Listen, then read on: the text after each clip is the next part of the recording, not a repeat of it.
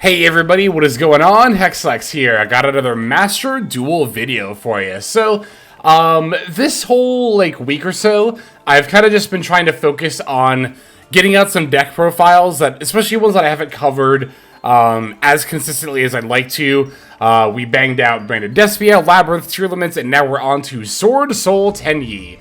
Wanted to make sure I got some play in with this deck, because like I said, it's been a minute, and as far as changes to this deck, there really has not been a whole lot. That's been I feel like every time I've made a Swordsoul deck profile for the last year, I've been yep, this is Swordsoul Tenyi, you still build it pretty much the same, which, you know, might sound like it's kind of a dig or an insult, but it's really not. I think that's actually phenomenal that this deck can go so unchanged for so long and still be so meta relevant. Now, granted, Swordsoul Tenyi has, of course, fallen down on the tier list from where it once was. Even about a year ago, I would have definitely called Swordsoul an unquestionably tier 1 deck. Now, I think it's probably a tier 3 deck. You can maybe make an argument that's on the lower end of tier 2 if you really wanted to, but I think most people would probably agree that Swordsoul is pretty firmly in tier 3. But, as always, ever, tier 3 is not bad when what I would consider to be even lower level rogue decks being ones capable of hitting Master 1 on ranked ladder or sneaking in a top finish at a tournament.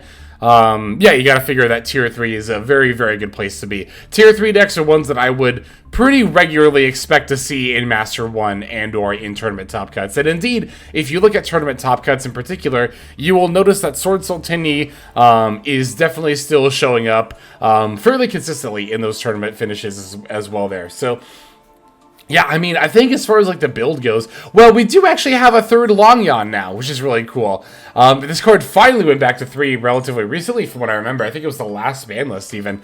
So having a third copy of this card is really nice, particularly with Desires, which of course is now only at 1. But it's really nice to not have to worry about milling both copies off of Desires. And more than that, it's also nice to know that yeah, you can just see it more consistently, because opening this card is phenomenal, right? Opening this card usually means that you get to start your plays with the Baronne de Fluer on the board before you get to go into actual, you know, board itself.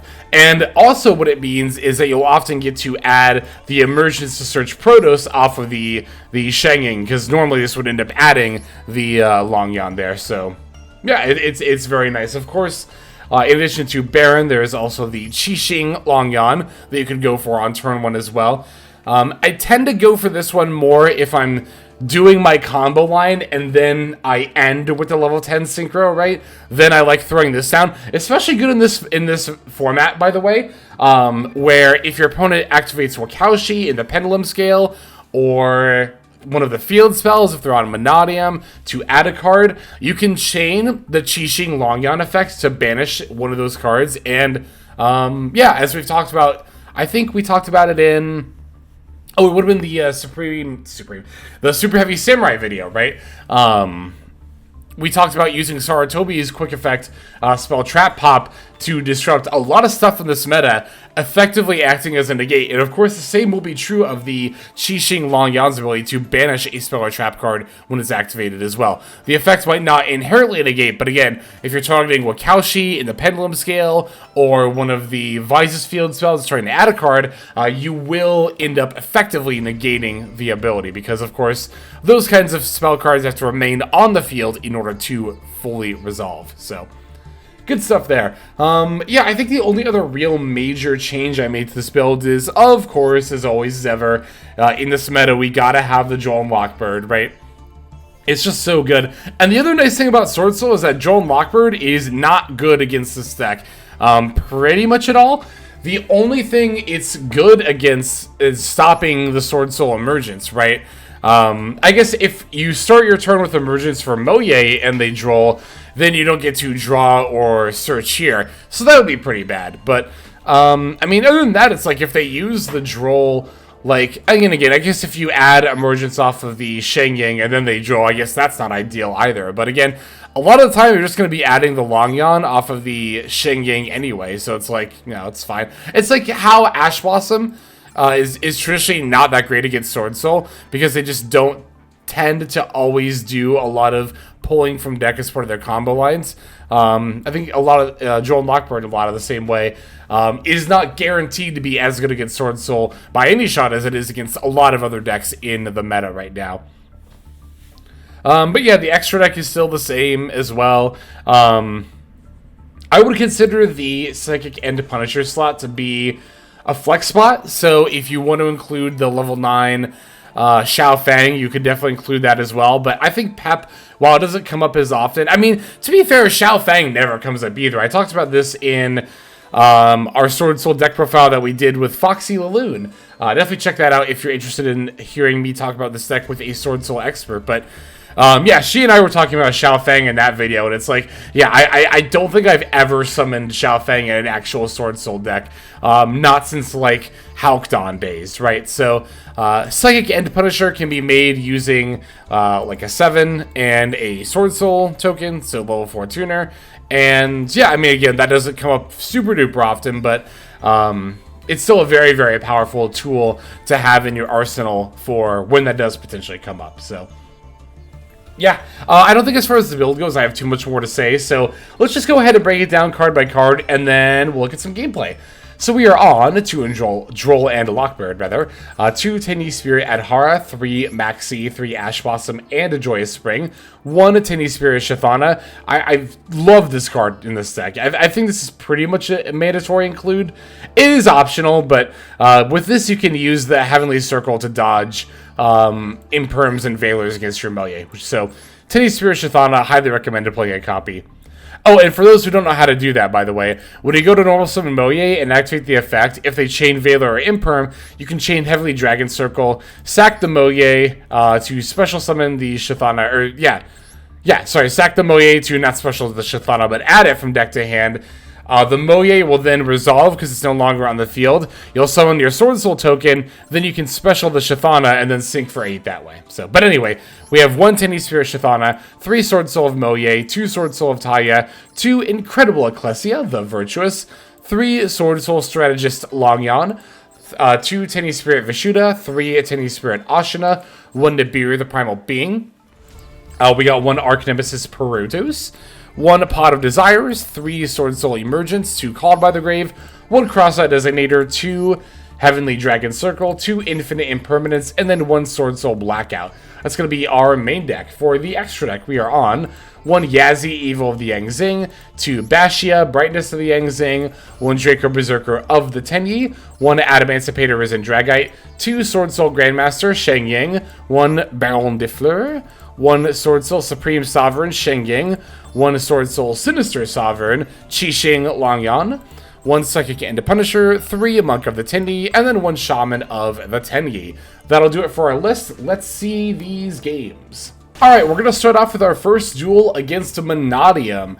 It's funny because, again, I'm thinking back to my profile I did of this deck a couple of seasons ago with Foxy, where we're talking about how Mannadium was going to kind of oust Swordsoul as, like, the synchro deck of choice for the format. But the decks feel very different. Like, obviously they're both synchro-based, but they definitely want to do different things a lot of the time, right?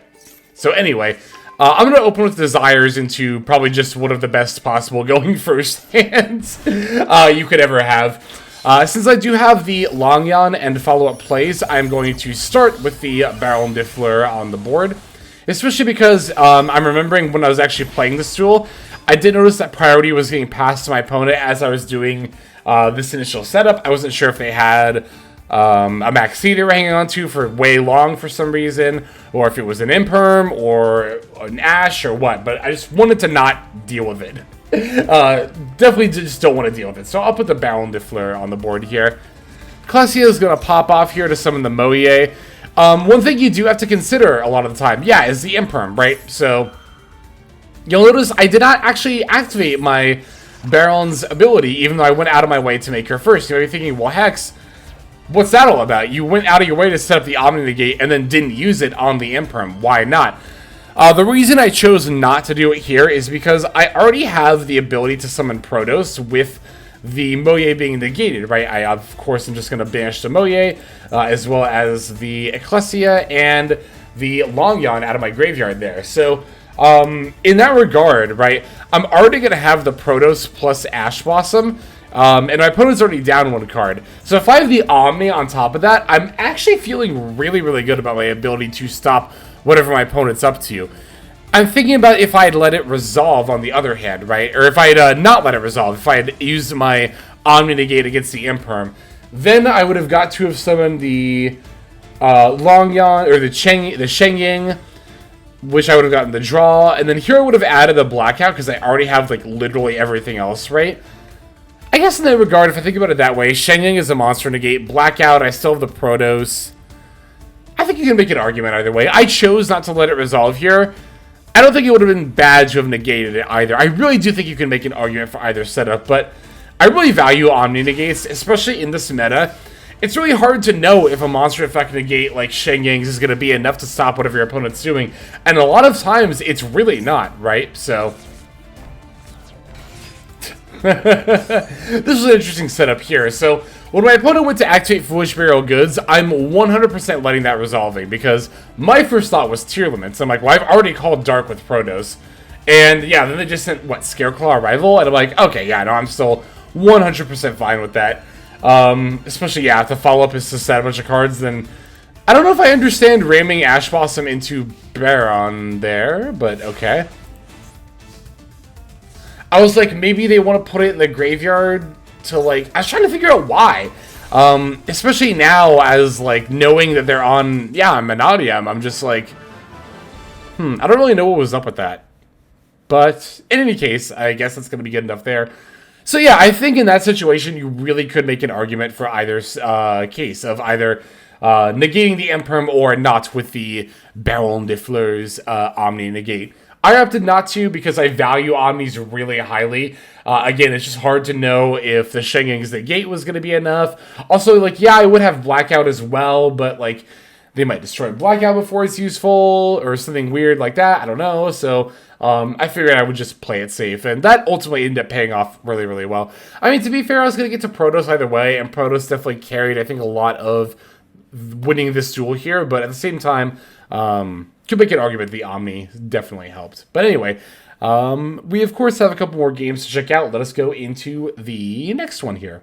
Okay, so here we've got a duel against the Labyrinth, and I think this duel is going to show another example of kind of using disrupts in a meaningful way. Let's just put it that way. So, gonna take the first turn. Here I'm opening Ash Blossom, Longyuan, Vishuda, Protos, and Called By. Gonna start the Longyuan, pitching the Vishuda to, of course, summon itself and the token. I'm gonna sync for the Baronne de Fluer.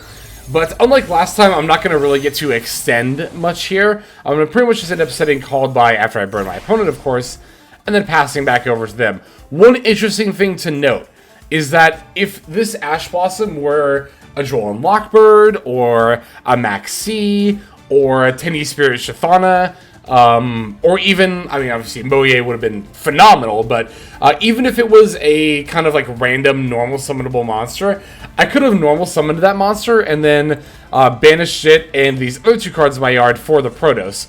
And I think if this Ash Blossom were Maxx, I probably would have just done that. However, because Ash Blossom is fire and so is the Longyuan, I can't really do that in this particular situation. So, no Protos here. I'm going to have to hope that Baronne, Ash Blossom, and Call By is enough. But to be honest, it probably will be. Omnis are just so good in this meta. Here, they're going to Imperm my Baronne. And here, I'm going to make a misplay. I end up Ash Blossoming the Pot of Extravagance, and I do think this was a misplay. Not just in hindsight, because I know now that they are on Labyrinth, but when you think about decks that play Extrav, right? I think of Labyrinth, I think of Flaunderies, I think of Stun, and these decks all have better Ash Blossom targets. Stun probably doesn't, to be fair, but yeah, here I just was on autopilot, and excuse me. I saw the opportunity to activate an Ash Blossom, and I just took it. I didn't stop and really think about it. But had I really stopped to think about it, I think that, yeah, I would have definitely not activated the Ash Blossom here. But we'll end up doing it, so we're going to have to live with the consequences. So no Ash Blossom, no Baronne Omni. seems really scary going into the Labyrinth turn here, right? They're going to use the Ariana to add the big welcome, and then get to special the Lady Lab. Then they set and throw out the Coup Clock, and immediately, as soon as they do this, as soon as this Coup Clock gets thrown out, I actually know I've won the game.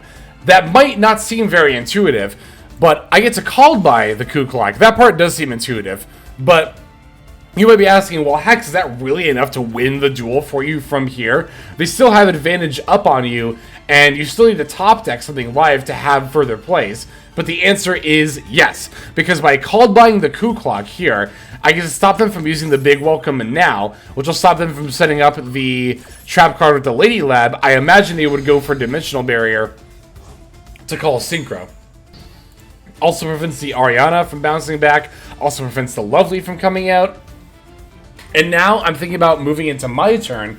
I know that Lovely Lab, or Lady Lab rather, can only protect herself from destruction or targeting by card effects, but not battle. So what I can do is I can just battle over here, and then whenever my opponent decides to try to flip this, I have my Omni negate again, so I can just negate it. So yeah, again, that one called by the grave against the Coup Clock might not on the surface seem like the most pivotal or crucial move in the world, but that one called by 100% won me this duel. As you can see, yeah, my opponent's just going to concede from there, because as the Labyrinth player, their resource loop is now cut off, right? We covered that in our recent Labyrinth deck profile. I talked in length there about how important it was to keep recycling your furniture, to bounce like your Ariana with the big welcome if possible, to be able to summon her again and add more stuff later. You gotta keep up that resource loop in order to stay in the game. But after the big welcome is negated and I pop the Ariana with Baronne's effect, now they have one card left in hand, which I know is dead because they didn't summon, set, or use it at all or anything last turn. They're effectively in top deck mode, which as the control deck is not a place you can be. Even against, like, even in this situation where I've already, like, I'm out of disrupts, I'm out of stuff to play myself. Again, I still just 100% feel completely in control of this game. Because even if they top deck something hugely relevant, it's probably going to be a big welcome or a welcome Labyrinth, like trap card, or an Ariana to summon and then add one of those, which will still give me another draw to try to find Ash Blossom or live plays, something to bounce back from, and then get my footing back in the duel. So, like, even if my opponent had tried to top deck something there, it's not very likely that it would have ended up going well for them. So, that'll end up doing it for that duel. We do have one more to show, though, so let us go ahead and see that. And our final opponent for this video will be playing Mannadium Tearlament. It seems to be more of a Mannadium deck than a Tearlament deck. Like, they're not on Meeks at all. They're just on one Fearless, I think.